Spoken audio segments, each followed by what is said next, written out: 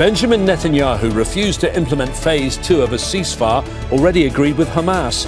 Now Israel's Prime Minister has resumed airstrikes on Gaza, killing hundreds of people. But can he achieve his goals through war? And what role do his domestic problems play in these renewed attacks? This is Inside Story.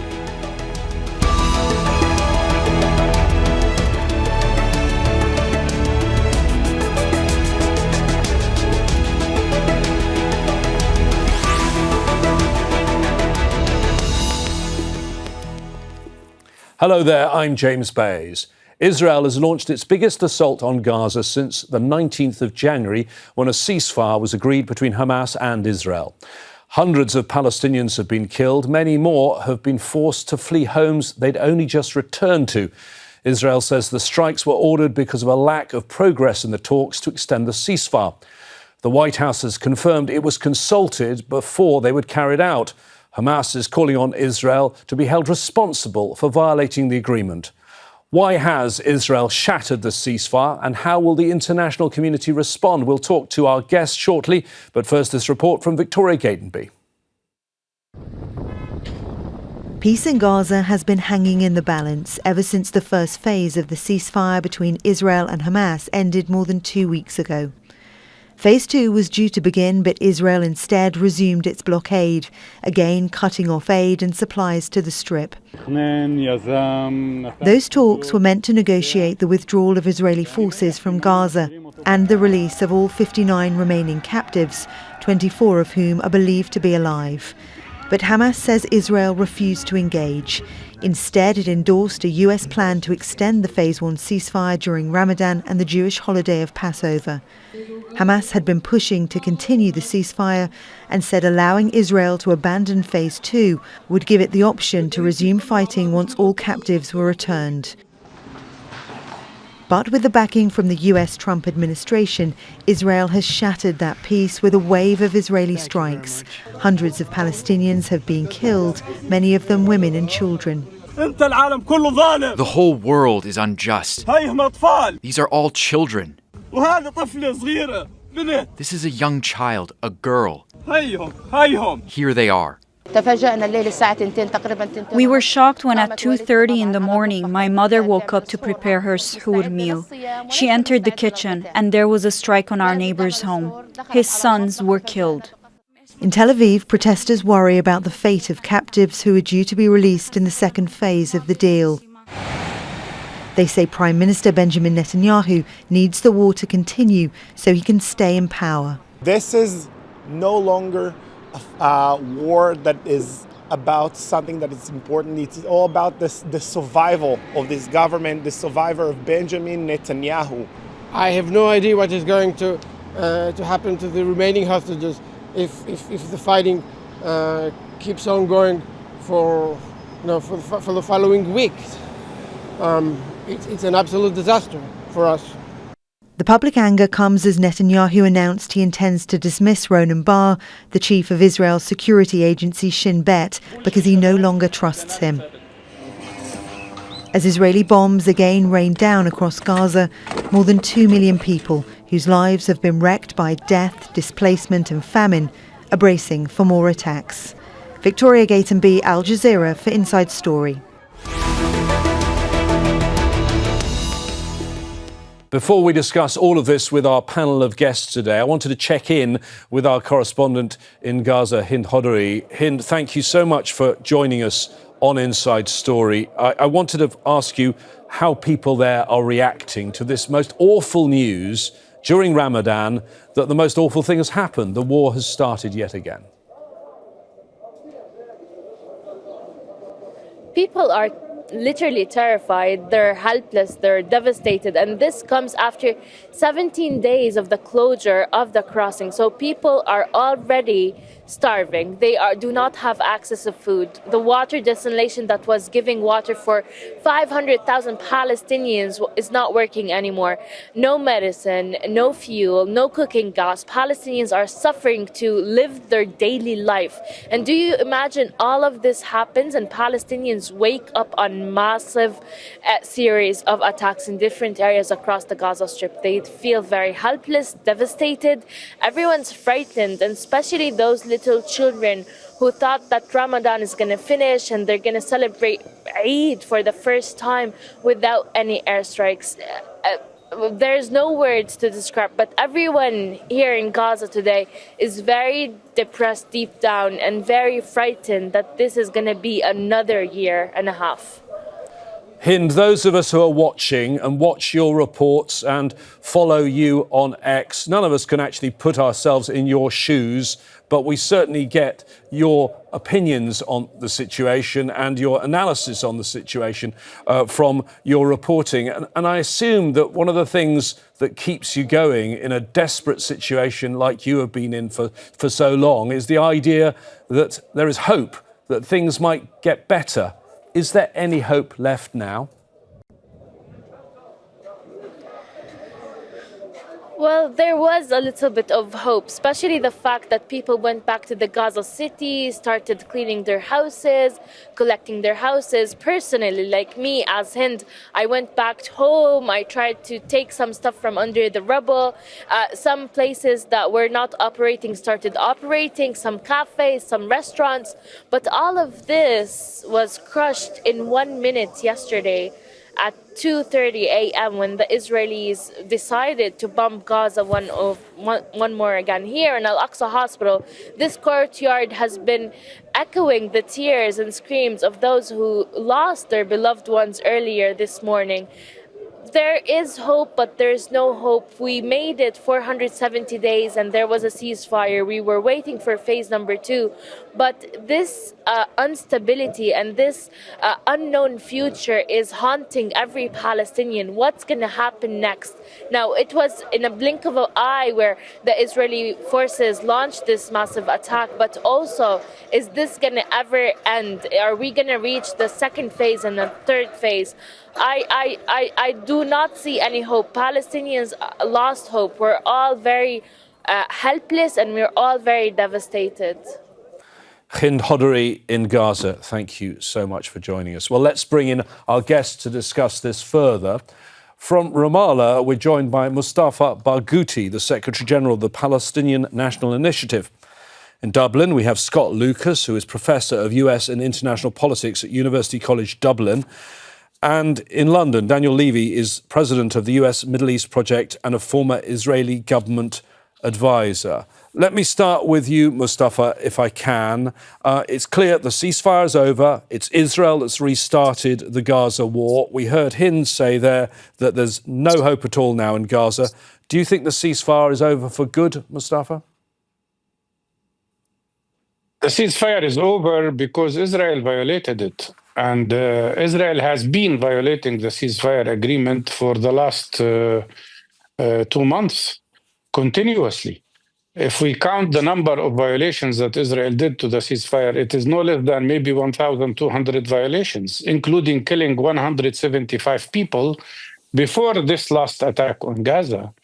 But most important, since 17 days and in front of the whole world, Israel put Gaza under complete and total siege, preventing any kind of humanitarian needs from reaching Gaza, including water, including food, including medications, which is by itself a war crime and a very serious violation of international law. Now they have conducted 100 airstrikes suddenly, without warning, killing no less than 413 people, including 130 children, and injuring more than 600, the vast majority of whom are simply civilians. This attack is not only meant to violate the ceasefire, but to bring back the war of genocide on Gaza and to bring back the dreams about total ethnic cleansing of the Palestinian population in Gaza. So now we're back to the same square number one. 3 war crimes happening in front of the world at the same time. The war crime of genocide, the war crime of collective punishment, including starving people, and the war crime of ethnic cleansing, which Israel now is threatening to conduct in the northern parts of Gaza. This is combined, by the way, with another war happening in the West Bank, with the Israeli army evicting more than 50,000 people from the refugee camps of Jenin, Nur Shams, and Tulkarem camps, and now threatening to move the war actions to Nablus city and the refugee camps in the area. This is a war on the Palestinian people, and it would not have happened in this manner if it wasn't for the complicity of the international community, if it wasn't for the fact that Trump gave Israel the green light to conduct this terrible genocidal act, and if it wasn't for the fact that Israel is allowed to have impunity and total impunity and lack of accountability to any international law or any international humanitarian law. Okay, let me bring in Scott now, Mustafa. Mustafa, let me bring in Scott on that point that you make there. The White House has confirmed that they were briefed ahead of this attack. A White House spokesman, Hamas could have released hostages to extend the ceasefire, but instead chose refusal and war. This was green-lighted, was it not, by the Trump administration? That the fact they were consulted beforehand, they could have objected. Oh, absolutely. And I think the starting point for this is that last October, when Donald Trump spoke to Benjamin Netanyahu by phone, and Netanyahu laid out the position that he was in vis-a-vis not only Israel's open-ended war in Gaza, but at that point, what was an Israeli war in Lebanon, Trump said to him, Bibi, do what you have to do. We had that brief pause just before phase one of the ceasefire, in which, in part because Donald Trump thought it would make him look good, look like a peacemaker, that he did use his envoy, Steve Witkoff, to say to Netanyahu, we would like you to go into phase one of the ceasefire. But to spell out Mustafa's excellent explanation, there was no hope we were going to get a phase two of a ceasefire. Why is that? There was no hope that the Israeli government was going to agree to phase two of a ceasefire because the hard right had told Netanyahu they would only accept phase one if there was no phase two. The Israeli government was never going to accept pulling back with a full withdrawal from the Gaza Strip, and the Israeli government were never going to accept a Gaza in which elements of Hamas remained, whether or not those elements of Hamas were in the government. We've known that, and what had happened in recent weeks is that while the violations of the ceasefire had gone on, the Israeli government effectively gave an ultimatum, and that is, well, we'll extend phase one, and we won't attack, provided you give us all the hostages back, those who are dead and those who are alive. When Hamas refused to do so and said, no, we want to talk about phase two of the agreement, Israel cut off the humanitarian assistance into the Strip, and then they carried out these attacks. In other words, this was telegraphed. We could see that this was coming, and we knew that the Trump administration effectively had given a blank check to Netanyahu to resume the attacks. Daniel, I mean, let's just remind everyone that it was just before the inauguration, just before Trump came into office, that this ceasefire deal was agreed. And Trump took the credit, even though it was still just on Biden's watch. He said at the time, this epic ceasefire agreement. And yet now it's Netanyahu who's breaking it, and there's no pushback whatsoever. Well, more than no pushback, of course, James. As we've just heard, it's been green-lighted. It was signalled in advance, where normal service has been resumed, if you like. We're back to Israel breaking the terms of something that was agreed, putting something very different on the table. The Americans saying, well, let's paint that in the stars and stripes of an American package, put it to the other side. Crucial here. I really want people to pause on this for a moment. There was a framework. Trump was right to take credit because Biden could not have achieved this. Netanyahu was not sure where the new administration stood. That proposal offered a framework. America was a guarantor of that framework. That framework said second phase negotiations, third phase negotiations to get a permanent Israeli full military withdrawal and ceasefire. Netanyahu consistently said, I will not do the thing I've just agreed to. The question, therefore, was, would the US stick to the terms that it was a guarantor of, or would it shift the goalpost? And why is that so important? Because this is not the only issue on which the Trump administration is conducting negotiations. And the example from here is that when a party violates the terms it has agreed to, the US has agreed to align itself with the violation, not with its commitment as a guarantor. So I think what Netanyahu was doing, of course, he was calculating his politics, he was calculating his coalition. He has 12 days left to pass a budget or his government collapses. And of course, he's seen an immediate bounce in that respect with the Jewish power Ben Gvir faction saying they will rejoin the government. All that stuff was predictable, but he's doing this now because he knows that now he has the backing of the Trump administration.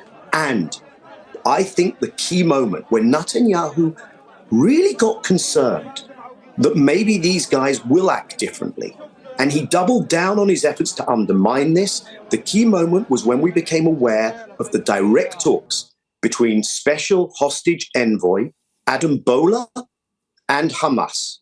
Not only did Boehler conduct those talks, but he owned the fact that those talks took place, not only in US media, but he went and did interviews across the Israeli news networks. And Boehler spoke like a grown-up. Let's just acknowledge this. He did something that is so obvious diplomatically. You speak to the other side. And he said, it was important for me to understand what they wanted, what they needed, what their perspective was. And you know what? They didn't have horns going out of their head. And Boehler starts talking the language of we can do a deal, a long-term truce. But Daniel, that, of course, Boehler's initiative seems to have got shut down, does it not? And Steve Witkoff, the friend of Donald Trump, the businessman friend of Donald Trump, he's the one who is now advising the president. And we know with Donald Trump, he has strong opinions, but he's also very seriously swayed by the people who talk to him. Precisely. And that's why we are where we are. Because for Netanyahu, one of the most crucial things, if he was going to continue to lie and deceive those in the West who were willing to believe him, the media, enough of his own public. The crucial thing was that people would not talk directly to Hamas and hear from the horse's mouth who is really the obstacle here. I'm not saying they're easy negotiators, but they have not been the obstacle. And once people start directly engaging with Hamas, which should be the most obvious thing, the cat is out the bag. That Netanyahu is the one who is totally unreasonable, is pursuing a political and ideological agenda, which is antithetical to any kind of sustainable calm. He had to close that down. Once he knew that the administration, with all the pressure that the lobby could bring to bear, once he knew that the administration was going to disown that effort, he could go ahead and do what he did overnight, and not just overnight, but let's also look at the sensibility that was offended here, in addition to the killing of people, which is the worst part. But he did this during Sahur, the pre-Ramadan meal that people would have been taking, and he knew exactly the impact that would have. And we are back where we are. Mustafa, you said earlier on that clearly the Israelis had broken this ceasefire a long time ago with continued strikes that went on during the so-called ceasefire, but also with the blockade that has taken place over the last few weeks. I mean, I think it's worth pointing out, is it not, that what they have done in Gaza in the last few weeks are exactly the things that the International Court of Justice and the International Criminal Court have called them out for. There was an order back in January the 26th, 2024, ordering the State of Israel to provide urgently needed basic services and humanitarian assistance by the International Court of Justice. And the fact that aid was not allowed into Gaza before is the first line of the arrest warrant against Prime Minister Netanyahu, allegedly responsible for the war crime of starvation. Absolutely. And more than that, while during the war, Israel was lying to the international community, claiming that it was allowing some humanitarian aid to Gaza.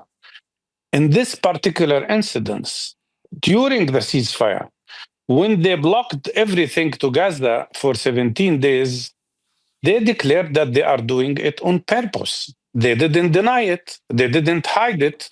And why are they able to do so? Because regardless of the fact that Netanyahu has been accused officially of war crimes and accused of being a war criminal by the International Criminal Court, which demands that he should be handed over to the court to be judged about his crimes, regardless of that, the world community is not imposing any kind of sanctions on his fascist government. So because of that, because of the feeling of impunity, and also because of the lack of and the delay in the actions of the International Court of Justice, which is discussing the fact that Israel is committing genocide, Netanyahu is back to committing genocide one more time. And that all is happening for two reasons. Not only because Netanyahu wants to keep his government in place, not only because he wants to bring the fascist Ben Gvir to his fascist government with Smotrich, and not only because he wants to save his position during in the Israeli Knesset when they discussed the Israeli budget, but more than that, in addition to all of that, Netanyahu represents a fascist ideological tendency, a fascist ideology that believes that the only solution to the problem of the Palestinian people, which are more in numbers now on the land of historic Palestine than the Jewish Israelis, that the solution is ethnic cleansing. Not two-state solution, not one-state solution, not any kind of peace, but ethnic cleansing of the Palestinian people. That is the essence of what's happening. And this all would not have happened if it wasn't for the failure of the international community in making Israel accountable to their crimes, accountable to international law. What we face here is not a risk for Palestine only and the Palestinian people. This is a risk for the whole world, because this level of violation of international law we haven't seen since the rise of Nazism in Germany in the Second World War. And Scott, I mean, the suggestion of ethnic cleansing is not just a suggestion. It's coming from the most powerful man in the world, Donald Trump, and he's said it repeatedly. That infamous Trump comment, about making Riviera in the Middle East by removing the people of Gaza was not just simply a thought bubble. I mean, there was a plan which was commissioned by the Trump folks in the summer of 2024 from a professor at George Washington University who said, well, you have to start from scratch. You have to remove all the rubble, and you have to remove the people. So it was a serious thought bubble.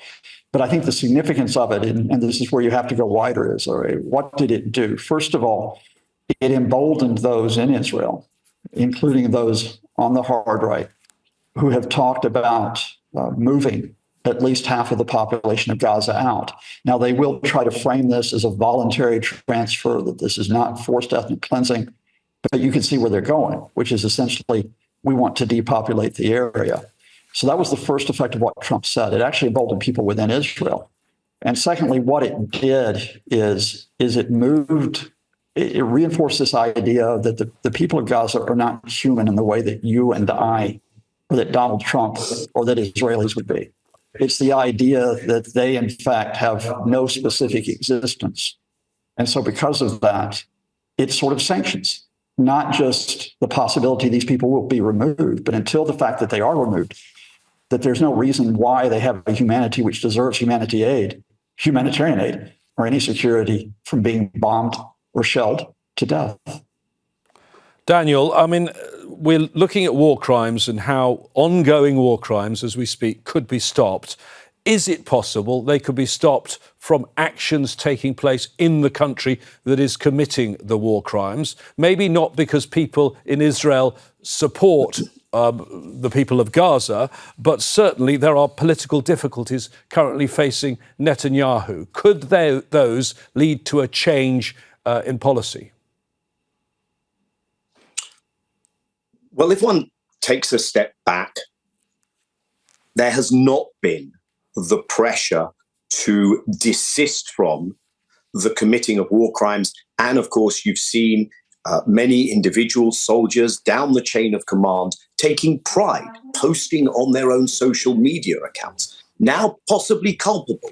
The work of the Hind Rajab Foundation and others in trying to hold individuals to account for their actions as there should be, in addition to the actions taken by the International Court of Justice and the International Criminal Court. But what you have had, and this may get to your point, James, what you have had, and it's happening now again on the streets in Israel, is a cohort of the public saying the priority should be the hostages. And what you've had in the hours since the Israeli strike, the resumption of these genocidal actions, What you've had is the families of those still being held, some of those who were released in the last few weeks, coming out and expressing their dismay and putting the dead cat at the door of Netanyahu. And they've explicitly said, he is the one who sabotaged the negotiations. He didn't go for the second phase. He is making sure that the hostages stay there by continuing the war. Netanyahu has made the calculation that he will ride this out, that the opposition domestically won't be enough. And I fear he may be making a correct calculation. What one Haaretz journalist has just written a piece saying, political survival through endless war. And this is where one turns and looks at the outside. And unfortunately, as long as America is the enabler, facilitator, and direct encourager, when you're sending the weapons, you're directly complicit in this. As long as the US plays that role, one asks the question, can anyone else impact this? And the thing that has impacted it, let's just be honest about this, has been the resilience of the Palestinian people, the horrendous suffering, but at the same time, they have not moved outside of the borders. Israel has not been able to defeat the armed resistance. That is a big blow. If Netanyahu tries to call up reservists, so far he's been using the Air Force. If he tries to call up reservists, that may be another fault line inside Israel. What we see is insufficient mobilization in the region and beyond to prevent this. But we do have, for instance, this Hague group that was launched, some countries taking a bolder approach. And if the Europeans want to be taken seriously when they say, hey, actually, we do believe in international law, well, it's well past time that you should start acting. But I think this will come down to whether Israel can destroy and physically remove the Palestinians, and whether it's in the West Bank or in Gaza, the reservoirs, the depths of the ability of the Palestinians to continue to show steadfastness. That shouldn't be the equation, but we're back to that place. And whether Israel, on the other hand, could continue, because Israel does not run a resistance economy. Israel does not have endless reservists that they can bring in. And I think that the exhaustion that you saw in Israeli society is, as you suggested, James, going to ultimately be one of the things that does mean this cannot go on indefinitely. I hope that's the case at least. Daniel, thank you very much. And thank you to all of our guests today, Mustafa Barghouti, Scott Lucas and Daniel Levy. Hind, who you saw at the start of the programme, and our brave team in Gaza continue to report for us around the clock. And you can get further analysis at our website, aljazeera.com. We always like to hear from you too. Go to our Facebook page, that's facebook.com/AJ Inside Story, or on X, find us at AJ Inside Story. I'll be back in this chair very soon. Until then, from me, James Bayes, and the team here in Doha, stay safe. Bye-bye for now.